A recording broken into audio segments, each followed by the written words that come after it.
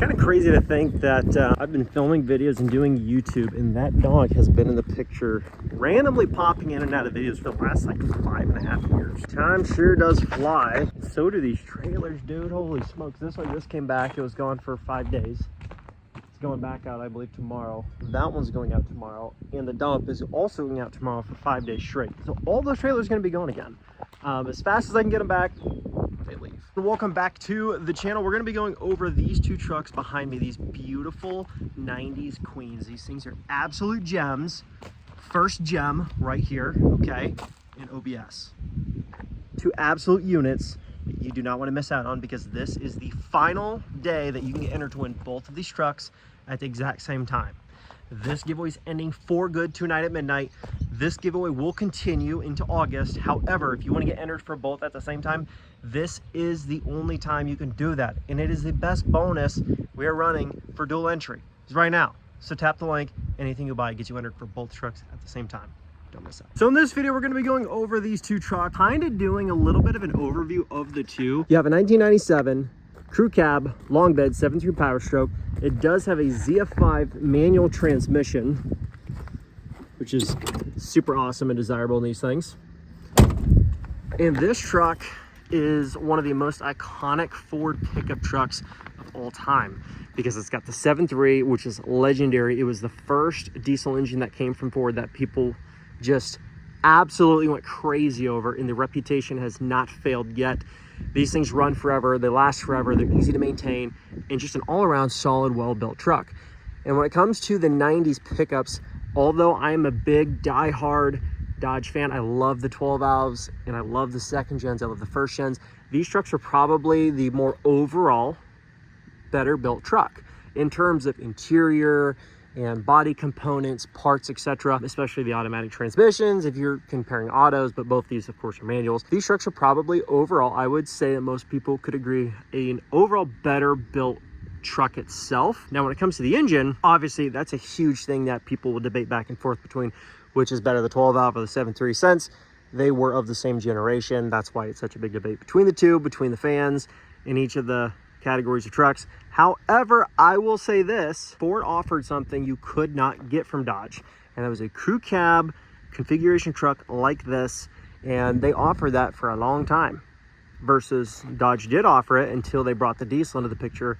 Then they nixed the crew cab up until 2003. That being said, when it comes to the OBS 7.3, this might be the truck for you. And so the Ford has a lot of different things going for it in terms of the 7.3, the ZF5, the crew cab, you know, the more well-built truck overall, front to back.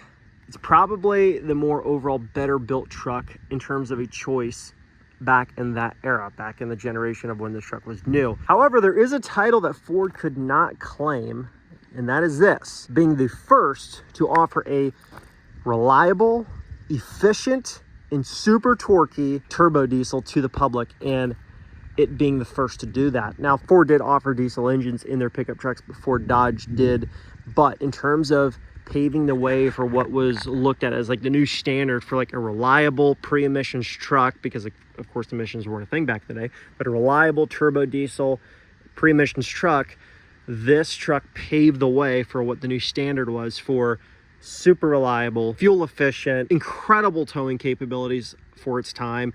I mean, people will still to this day grab a truck like this, hook a gooseneck up with 20,000 pounds, and not even think about it, that the truck's going to be able to make it down the road and pull the thing with ease. I mean, these things were just absolute machines. And I can't say for sure that in 1991, Ford had a pickup truck that could do just as well and perform just as well as this truck did at that day and age. So which one are you taking? You got the first gen Cummins, you got the 1997 crew cab long bed 7.3 power stroke. Both are manual transmissions. If you were going to buy a truck right now, let's say these are both listed at the same price, 30 grand a pop, which one are you pulling the trigger on and why? I want to see that comment in the comment section below. But while we have both the trucks here, let's get them both fired up.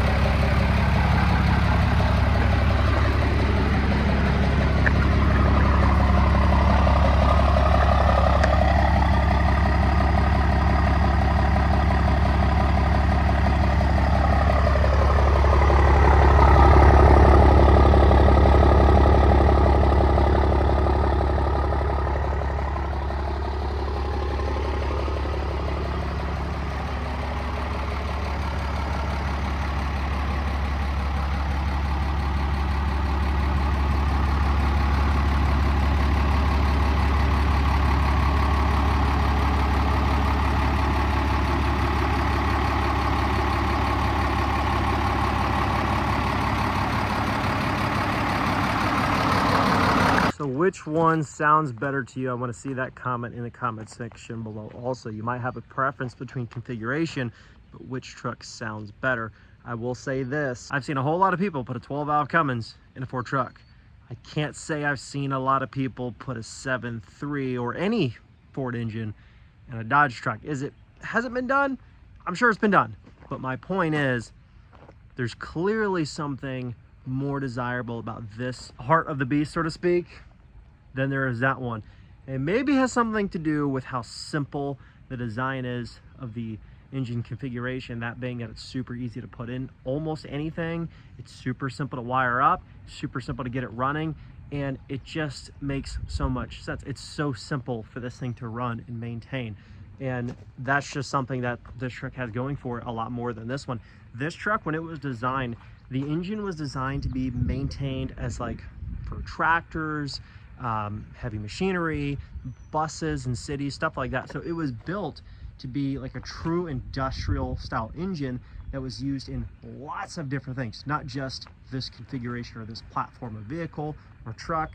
And so this thing was designed to be super user-friendly and go into a whole lot of different things, which is probably why so many people swap it into stuff. This was pretty much designed to where essentially it's a pickup truck that if you're an everyday farmer, blue collar guy, whatever, if you've got a tool bag sitting in the back of your truck and this thing has any type of problem, for the most part, you probably have a tool in that tool bag, you can fix this thing. You don't need anything special. It's not gonna take you half the day to change a set of injectors if you have an injector failure or something like that, which is super uncommon with these, by the way. But the whole thing overall, whether it's a grid heater, intake piping, injectors, anything on the truck is pretty easy to fix with either a wrench or a screwdriver, which is crazy. And it's definitely something that Ford cannot say about the Power Stroke. But that being said, I'm not hating on the Power Stroke. The Power Stroke is near and dear to me. Growing up, my dad had a 7.3 Power Stroke back when it was essentially brand new. He bought it in, I think, 04, and it was a 2002 model.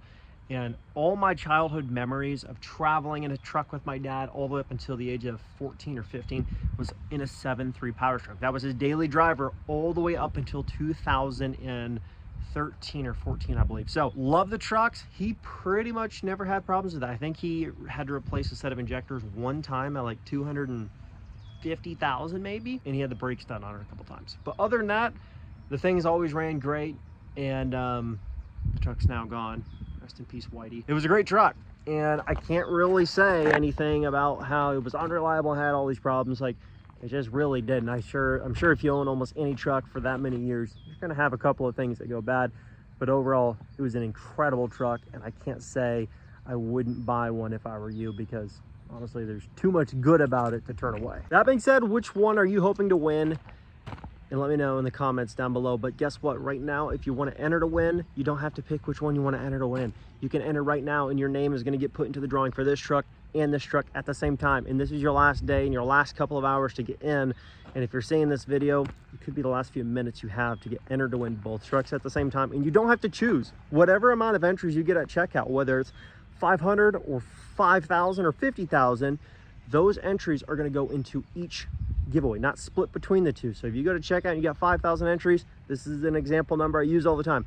You're not getting 2,500 for this one, 25 for this one. You're getting 5,000 for this one and 5,000 for that one. It is legitimately doubled. It says 50x entries because you're getting 50x for each truck, but technically you're getting 100 entries for every dollar you spend right now in terms of the reality of how far your dollar is going for dual entry. But that's only something that you can get during dual entry, which is a super short-lived opportunity. So tap the link down below, guys, and I will see one of you very soon taking home the keys to one of your new trucks.